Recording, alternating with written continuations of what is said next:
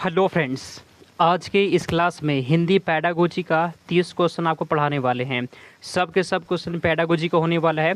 और फ्रेंड्स ये इसमें प्रीवियस ईयर क्वेश्चन है और साथ साथ जो है ना प्रीवियस ईयर क्वेश्चन पर आधारित क्वेश्चन पढ़ाने वाले हैं जो एग्जाम में आने का बहुत ज़्यादा चांस हो। ठीक है, अच्छे से पूरा का पूरा क्वेश्चन पढ़िएगा। जितना भी क्वेश्चन का आंसर आपको याद है कमेंट आपको करना है। ठीक है,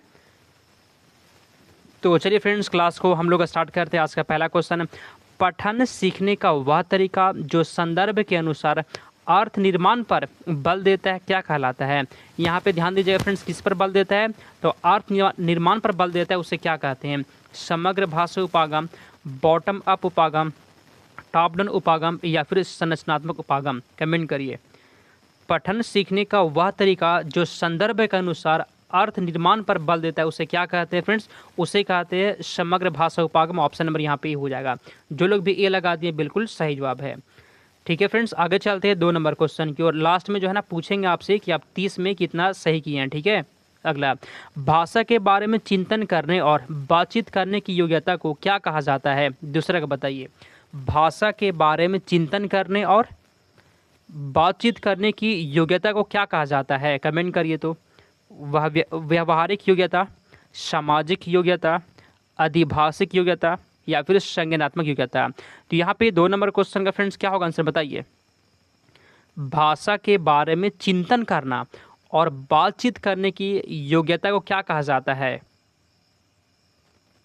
तो फ्रेंड्स यहाँ पे सी हो जाए, इसे क्या कहते हैं, अधिभाषिक योग्यता। ऑप्शन नंबर यहाँ पे आपका सी बिल्कुल सही जवाब है।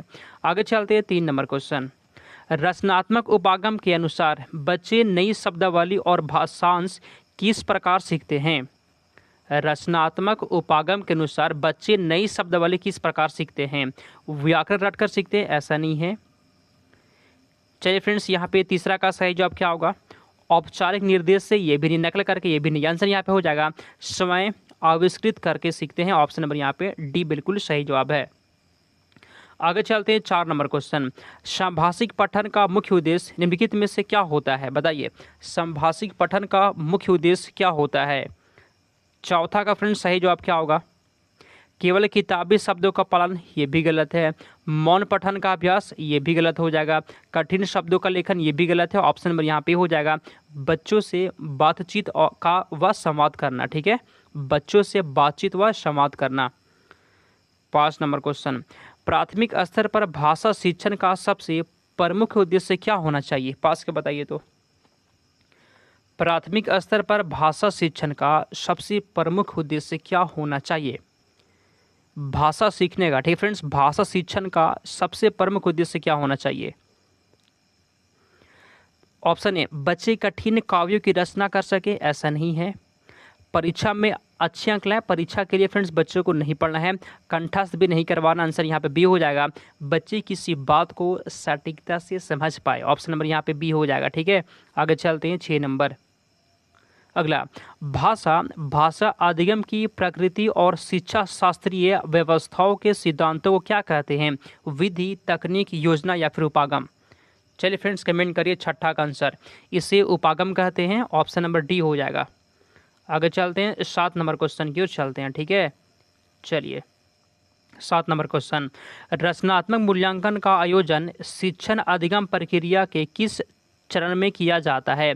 रचनात्मक मूल्यांकन का आयोजन शिक्षण अधिगम प्रक्रिया के किस चरण में किया जाता है। अंतिम में होता है क्या फ्रेंड्स, अंतिम में नहीं होता है, अंतिम में नहीं होता है। सत्र की समाप्ति पर, ऐसा भी नहीं है। वार्षिक परीक्षा के समय, ऐसा भी नहीं है। आंसर यहाँ पे बी हो जाएगा, प्रारंभिक चरण पर। ऑप्शन नंबर यहाँ पे बी हो गया आपका। ठीक है, चलिए 8 नंबर क्वेश्चन, जेम्स आसिर द्वारा विकसित वह विधि कौन सी है जो भाषा और शारीरिक गति के समन्वय पर आधारित है। 8 नंबर क्वेश्चन का बताइए। तो फ्रेंड्स इसे कहते हैं टीपीआर, संपूर्ण शारीरिक प्रतिक्रिया। ऑप्शन नंबर यहाँ पे सी हो जाएगा। आगे चलते हैं 9 नंबर क्वेश्चन, व्याकरण शिक्षण की निम्नलिखित में से सर्वश्रेष्ठ विधि किसे माना जाता है। व्याकरण शिक्षण की निम्नलिखित में से सर्वश्रेष्ठ विधि किसे माना जाता है। 9 नंबर क्वेश्चन का बताइए। केवल निगमन विधि। फ्रेंड्स निगमन विधि में क्या होता है, पहले बच्चों को नियम बताएंगे उसके बाद एग्जाम्पल। पहले नियम बताया जाता है इसमें, निगमन विधि में ऐसा एकदम गलत होता है। पाठ्य पुस्तक विधि गलत है, रटाना नहीं है बच्चों को। आंसर यहाँ पे डी हो जाएगा, आगमन से निगमन विधि। ऑप्शन नंबर यहाँ पे डी आपका सही जवाब है। आगमन में क्या होता है, पहले बच्चों को फ्रेंड्स एग्जाम्पल बताते हैं, ठीक है। आगे चलते हैं 10 नंबर। चलिए 10 नंबर क्वेश्चन, कक्षा 5 के विद्यार्थियों में स्वतंत्र लेखन का विकास करते समय शिक्षक को किस पर ध्यान देना चाहिए, बताइए। स्वतंत्र लेखन का विकास करते समय शिक्षक को किस बात पर ध्यान देना चाहिए। केवल सुंदर लिखावट, केवल वर्तनी की शुद्धता, कठिन नियम। गलत हो गया। ऑप्शन नंबर ए, लेखन में प्रवाहता पर। ऑप्शन नंबर यहाँ पे ए हो जाएगा। चलिए अगला क्वेश्चन 11, जब कोई व्यक्ति संपूर्ण पाठ की सबसे बुनियादी इकाइयों जैसे शब्दों से शुरुआत करता है तो क्या कहते हैं, बताइए। जब कोई व्यक्ति संपूर्ण पाठ की सबसे बुनियादी इकाई है, सबसे बुनियादी इकाई से शुरुआत करता है, सबसे बुनियादी इकाई से शुरुआत करता है तो इसे क्या कहते हैं, बताइए। अच्छा क्वेश्चन फ्रेंड्स, बहुत बार पूछा गया। इसे कहते हैं बॉटम अप। क्या कहते हैं friends, bottom up processing. Option number यहाँ पे सी हो जाएगा, ठीक है। चलिए अगला क्वेश्चन यहाँ पे 12, भाषा शिक्षा का सबसे पहला और प्राथमिक दायित्व निम्नलिखित में से क्या होना चाहिए। भाषा शिक्षक का सबसे पहला और प्राथमिक दायित्व क्या होना चाहिए। सी पढ़िए, कठिन गृह कार्य देना। गलत हो गया। केवल व्याकरणिक परीक्षाओं का आयोजन करना। गलत हो जाएगा। अब बताइए 12 का सही जवाब क्या होगा फ्रेंड्स, बी पढ़िए, शिक्षार्थियों को संप्रेषणात्मक आवश्यकताओं को समझना। आंसर यहाँ पे आपका बी हो जाएगा। आगे चलते हैं 13 नंबर क्वेश्चन। 13 नंबर क्वेश्चन, ठीक है फ्रेंड्स। 13 नंबर क्वेश्चन की ओर चलते हैं।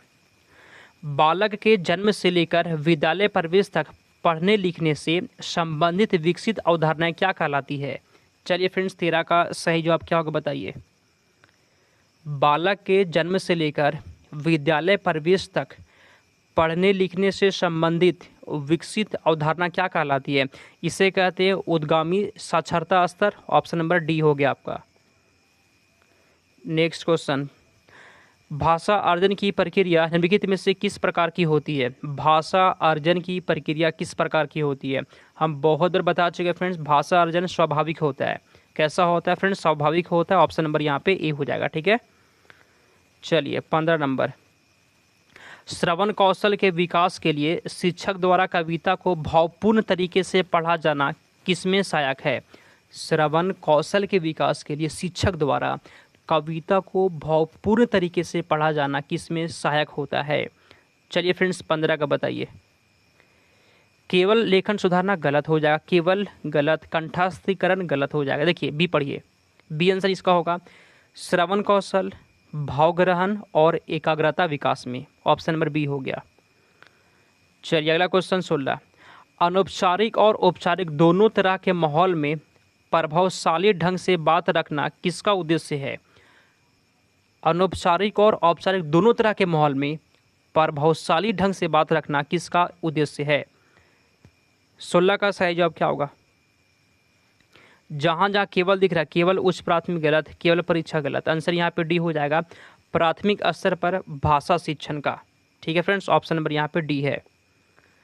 अगला क्वेश्चन 17, दैनिक पाक्षिक और मासिक परीक्षण निम्नलिखित में से किस मूल्यांकन के उदाहरण हैं। कमेंट करिए। तो मासिक परीक्षण की बात हो रहा है और दैनिक पाक्षिक परीक्षण किसका एग्जाम्पल है। आंसर यहाँ पे हो जाए फ्रेंड्स रचनात्मक मूल्यांकन का। ऑप्शन नंबर यहाँ पे ए हो जाएगा, ठीक है। अगला क्वेश्चन 18, संपूर्ण शारीरिक प्रतिक्रिया TPR विधि में शिक्षक मुख्य रूप से क्या करता है, बताइए। संपूर्ण शारीरिक प्रतिक्रिया विधि में शिक्षक मुख्य रूप से क्या करता है। केवल बोर्ड पर लिखता है, बिल्कुल गलत हो गया। केवल व्याकरण का नियम पढ़ाता है, गलत हो गया। छात्रों को चुप करने के लिए कहता है, गलत हो गया। आंसर यहाँ पे सी हो जाएगा, शारीरिक गतिविधि के साथ लक्षित भाषा में आदेश देता है। शारीरिक गतिविधि के साथ, ठीक है फ्रेंड्स, ऑप्शन नंबर यहाँ पे सी है। आगे चलते हैं 19 नंबर क्वेश्चन की ओर, ठीक है। एक लाइक कर दीजिएगा फ्रेंड्स, बहुत मेहनत लगता है जी। एक लाइक करना है और चैनल को सब्सक्राइब करना है। अगला, बिना चिंता किए और बिना रुके अपनी अनुभूतियों को प्राकृतिक रूप से लिखना क्या कहलाता है। 19 का बताइए। बिना चिंता किए और बिना रुके अपनी अनुभूतियों को प्राकृतिक रूप से लिखना क्या कहलाता है? इसे कहते हैं हम लोग, इसे क्या कहते हैं? इसे कहते हैं स्वतंत्र लेखन कहते हैं। चलिए, आसान क्वेश्चन है ये, आपको बताना लास्ट में आप कितना सही किया, ठीक है। शिक्षार्थियों के पूर्व ज्ञान और अनुभवों को नए ज्ञान से जोड़ने के लिए शिक्षक को क्या करना चाहिए? शिक्षार्थी के पूर्व ज्ञान और अनुभवों को नए ज्ञान से जोड़ने के लिए, पूर्व ज्ञान और नए ज्ञान से जोड़ने के लिए एक टीचर को क्या करना चाहिए? ए, केवल पाठ्यपुस्तक पढ़ने का ना, शांत बैठकर सुनने का निर्देश देना, गलत। डी पढ़ते हैं, उनके सक्रिय अनुभवों को साझा करने के लिए कहना। ठीक है फ्रेंड्स, क्या बोलेंगे? अनुभव को साझा करने के लिए कहना। चलिए, बहुत अच्छा। 21 नंबर, भाषा के प्रत्येक पक्ष में क्या शामिल होता है जिसके द्वारा हम अपनी विचार अभिव्यक्ति करते हैं? भाषा के प्रत्येक पक्ष में क्या शामिल होता है जिसके द्वारा हम अपनी विचार अभिव्यक्ति करते हैं? चिंतन शामिल होता है फ्रेंड्स। ऑप्शन नंबर यहाँ पे ही हो जाएगा, चिंतन शामिल होता है। चलिए, 22 नंबर, निम्नलिखित में से कौन सा उद्गामी साक्षरता कौशल बढ़ाने का एक उपयुक्त कार्यकलाप है? कमेंट करिए तो। उद्गामी साक्षरता कौशल को बढ़ाने का उपयुक्त कार्यकलाप है 22 के, बताइए। वर्णमाला को 10 बार लिखना, ये फ्रेंड्स सही नहीं है। रटाना शब्दों को, ये भी सही नहीं। अभ्यास को हल करवाना, पाठ्यपुस्तक या अभ्यास को हल करवाना, ये हो सकता है, लेकिन बी पढ़ते हैं। बच्चों से बातें करना और उनके प्रश्न के उत्तर देना, फ्रेंड्स ये बिल्कुल सही जवाब होता है। ठीक है। 23 नंबर क्वेश्चन, भाषा अर्जन पर निम्नलिखित में से किसका सबसे गहरा और प्रभावी प्रभाव पड़ता है? भाषा अर्जन पर निम्नलिखित में से किसका सबसे गहरा और प्रभावी प्रभाव पड़ता है? किस के बताइए। केवल दूरदर्शन, गलत। केवल व्याकरण, गलत। आंसर यहाँ पे सी हो जाएगा, शिक्षार्थी केंद्रित कक्षाई परिवेश का। ऑप्शन नंबर यहाँ पे सी सही जवाब है। 24, टॉप डाउन दृष्टिकोण में शिक्षार्थी भाषा को किस रूप में देखना शुरू करता है? कमेंट करिए तो। टॉप डाउन अप्रोच में शिक्षार्थी भाषा को किस रूप में देखना शुरू करता है? 24 के बताइए। चलिए फ्रेंड, 24 का आंसर यहाँ पे क्या होगा? वाक्यों और वाक्यांशों से समग्र रूप में। ऑप्शन नंबर यहाँ पे सही है। ठीक है जी, वाक्यों और वाक्यांशों से समग्र रूप में। आगे चलते हैं, 25 नंबर, 24 नंबर हो गया ना, 25 नंबर क्वेश्चन। चलिए, अगला क्वेश्चन, भाषा ध्वनि प्रतीकों की वह व्यवस्था है जिसके द्वारा मनुष्य अपने विचारों को दूसरों तक कैसे पहुंचाता है? कमेंट करिए। मनुष्य अपने विचारों को दूसरों तक कैसे पहुंचाता है? 25 का आंसर यहाँ पे क्या होगा? केवल संकेतों के माध्यम से, बिना किसी माध्यम के। आंसर बोलकर या लिखकर स्पष्टता के साथ। ऑप्शन नंबर यहाँ पे सी हो जाएगा। ठीक है जी। चलिए फ्रेंड्स, ऑप्शन नंबर सी यहाँ पे सही जवाब है। 26 नंबर, भाषा शिक्षण में अध्यापक की भूमिका संप्रेषणात्मक आवश्यकताओं को समझने के अलावा और क्या है? 26 का बताइए तो। भाषा शिक्षण में अध्यापक की भूमिका संप्रेषणात्मक आवश्यकताओं को समझने के अलावा और क्या है? आंसर यहाँ पे सी हो जाएगा, भाषा प्रयोग के अधिक से अधिक अवसर प्रदान करना। ऑप्शन नंबर यहाँ पे सी हो गया आपका। 27 नंबर क्वेश्चन, उद्गामी साक्षरता स्तर पर बच्चों के अक्षरों का हिलना डुलना या अस्पष्ट शब्दोच्चारण करना क्या दर्शाता है? चलिए फ्रेंड्स, 27 का बताइए। भाषा सीखने में अक्षमता नहीं, उद्गामी साक्षरता की स्वाभाविक क्रियाओं का समावेश। ऑप्शन नंबर यहाँ पे आपका बी हो जाएगा। ठीक है, आगे चलते हैं 28 नंबर क्वेश्चन की ओर। फ्रेंड्स, पता है क्या करिएगा? सब्सक्राइब कर लेना है। ठीक है जी, यह क्लास आप सभी के लिए 1 बजे से होता है दिन में, तो 1 बजे हर रोज आपको आना है। अगला, भाषा अधिगम का दार्शनिक आधार किस प्रकार की प्रक्रिया को स्वीकार करता है? 28 के बताइए। भाषा अधिगम का दार्शनिक आधार किस प्रकार की प्रक्रिया को स्वीकार करता है? कि फ्रेंड्स, यह एक जो है ना नियमबद्ध प्रक्रिया होता है। ठीक है जी। 29 नंबर, अधिभाषिक योग्यता का सीधा संबंध निम्नलिखित में से किससे स्थापित किया जा सकता है? 29 का बताइए तो। अधिभाषिक योग्यता का सीधा संबंध निम्नलिखित में से किससे स्थापित किया जा सकता है? ऑप्शन नंबर यहाँ पे हो जाएगा, भाषा के बारे में चिंतन और विचार विमर्श करने से। चलिए लास्ट क्वेश्चन यहाँ पे है, श्रवण कौशल को विकसित करने का प्रमुख आधार निम्नलिखित में से किसे माना जाता है? श्रवण कौशल को विकसित करने का प्रमुख आधार निम्नलिखित में से किसे माना जाता है? श्रवण कौशल मतलब होता है सुनने का कौशल, वो विकसित करने के लिए। सी पढ़िए, उच्च शुद्ध उच्चारण, गति और भावपूर्ण वचन को। ऑप्शन नंबर यहाँ पे सी हो जाएगा। ठीक है, 30 क्वेश्चन पढ़ा दिए फ्रेंड्स। 30 में से आप कितना सही कर दिए हैं और क्लास कैसा लगा? यह क्लास दिन में 1 बजे से होता है। टाइम पे आप सभी को जुड़ जाना है फ्रेंड्स। चलिए हम लोग क्लास को समाप्त करते हैं और मिलते हैं अगले क्लास में।